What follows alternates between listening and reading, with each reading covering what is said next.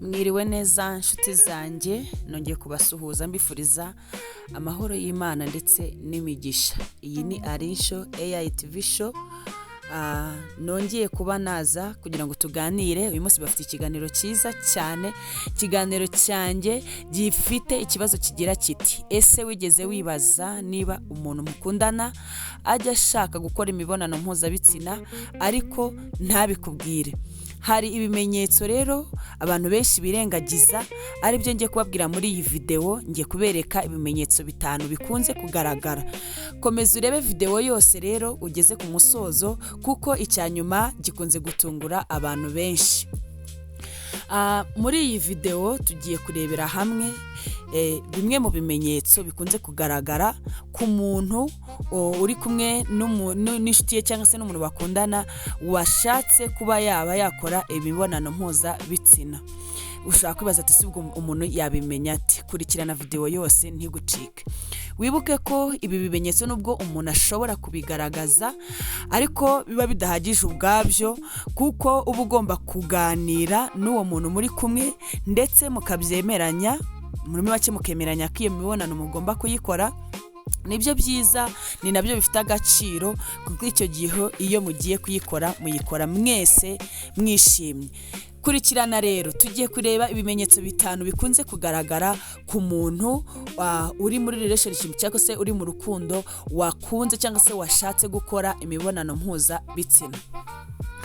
Ikimenyetso cya mbere tugiye kureba, hari igihe uzasanga umuntu muri kumwe, umwe muri mwe iyo yashatse cyangwa se yumva nyine muri we yiyumvamo kuba yashaka gukora imibonano mpuzabitsina, usanga rimwe na rimwe aba ashaka ko muba muri ahantu mwenyine hatuje, kandi rimwe na rimwe agashaka ko muba mwitaruye abantu. Uwo muntu nashaka cyangwa se nakuha icyo gitekerezo, ujye umenya ko hari izindi feeling ari kwiyumvamo. Icya kabiri, akunda kugukoraho cyane, mbese ugasanga yagufashe ukuboko, yagufashe mu kiganza. Hari n'abandi rwose bakunda guhoberana kenshi, ugasanga yaguhobeye cyane, arakugumanye, ukajya ukabona aragusomaguye cyane kurusha uko byari bisanzwe. Icyo kimenyetso nukibona ku muntu muri kumwe mu rukundo mukundana, uzajya umenya ko muri make afitemo ibyiyumviro byo gushaka kuba yakora imibonano mpuzabitsina.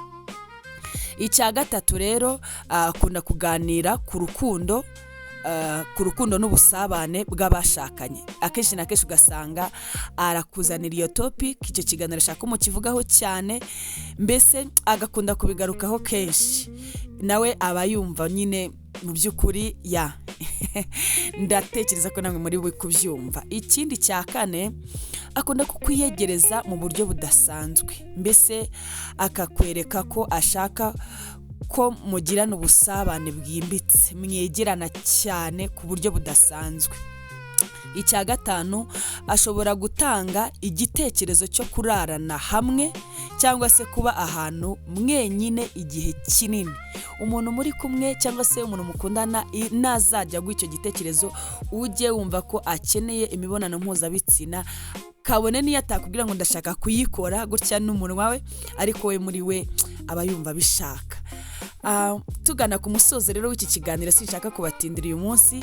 Ibi bimenyetso 5 mvuze, ni ibimenyetso bigaragaza umuntu akenshi ushaka kuba yakora imibonano mpuzabitsina. Ibi ntibivuze ko rero umuntu aba yabyemeye. Hari kuba yabishatse, ariko kubyemera nabyo ni ibintu mugomba kuganiraho, kuko ni ikintu cy'ingenzi mu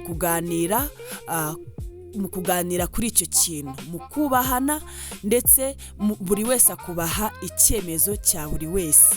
Niba ashobora kumva nyine yakora imibonano mpuzabitsina, ariko muri make akabanza kuba yayitinyaho kuba yabikora, rero icyo cyemezo ugomba kucyubaha.